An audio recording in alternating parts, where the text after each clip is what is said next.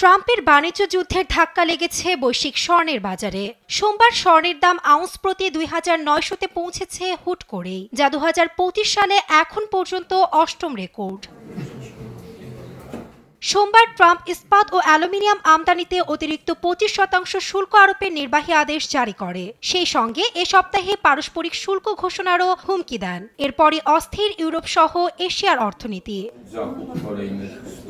বিশ্বের স্বর্ণকেই সবচেয়ে স্থিতিশীল ও নির্ভরযোগ্য পণ্য হিসেবে বিবেচনা করা হয়। স্বর্ণ নিজের কাছে জমা রাখলে লোকসানের ভয় নেই বললেই চলে। আর শুধুমাত্র এই একটি কারণেই দিন দিন বিনিয়োগকারীদের নিরাপদ ভরসা হয়ে উঠেছে স্বর্ণে বিনিয়োগ।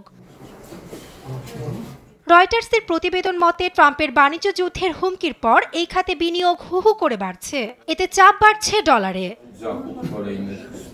ওয়ার্ল্ড গোল্ড কাউন্সিলের প্রতিবেদনে এসেছে ২০২৪ সালে বৈশ্বিক সোনার চাহিদা ১% বেড়ে রেকর্ড ৪,৯৭৪.৫ টনে পৌঁছেছে। চাহিদা বাড়ার অন্যতম কারণ ছিল বাড়তি বিনিয়োগ ও কেন্দ্রীয় ব্যাংকগুলোর সোনা কেনার হিড়িক। গেল রোববার স্বর্ণের দাম বাড়ার সঙ্গে সঙ্গেই চীনের সাংহাইয়ে স্বর্ণের দোকানগুলোতে দেখা যায় উপচে পড়া ভিড়।